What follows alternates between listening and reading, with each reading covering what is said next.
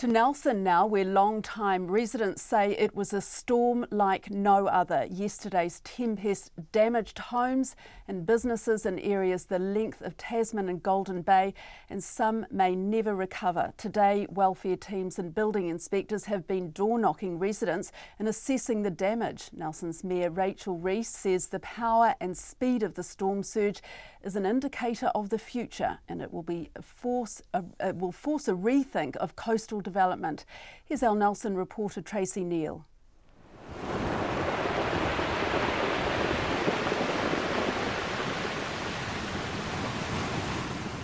Homes, businesses, roads and cycleways were no match for the storm surge that raced into Nelson's shallow bays and inlets like a river in flood.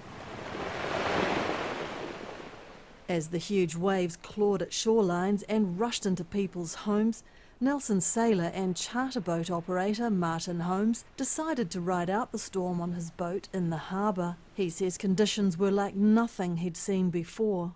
Oh yeah, the pressure of waves under the wharf area was like setting off like blowholes down the west coast, and there were these geysers surging up from under the wharf. Just looking along the waterfront, you know, the waves that were enough to lift those big concrete pads at the yacht club and burst through the floor of the other places. People were forced from their homes in Monaco near Nelson Airport, Ruby Bay in the Tasman district, and businesses on the Mapua wharf had to close when police advised people to leave.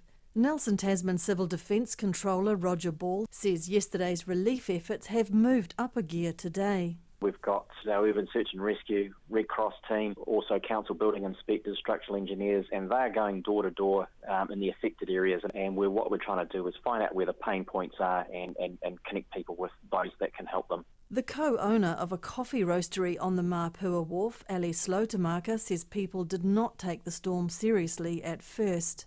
I was quite surprised. I would have thought with it being an ex-tropical cyclone we would have had some prior warning.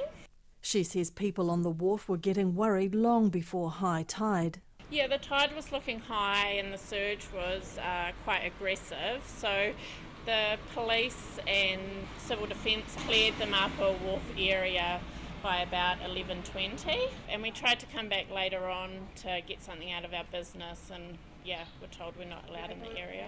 Ms Slotamaka says the sea stopped just short of their business, set back some distance from the Mapua Channel. She says if it happened once, it can happen again, and it's likely to trigger conversations in the community about future development. Nelson Mayor Rachel Reese says the city has some serious thinking to do.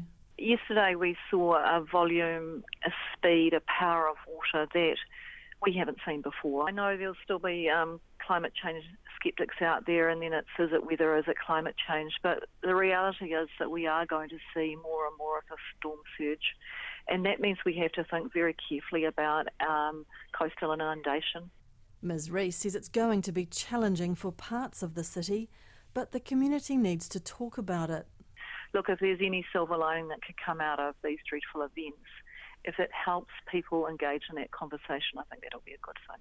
Roger Ball of Civil Defence says while some losses can be replaced in time, others can't be so easily fixed.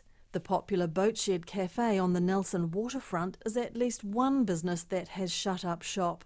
There's a lot of damage to roading, cycleways, and of course there are a lot of properties with water through them. But yeah, we do have some quite high-profile locations that we've lost along Rocks Road and damage to many other places. Workers and volunteers will be out helping residents over the weekend. In Nelson for Checkpoint, Tracy Neal.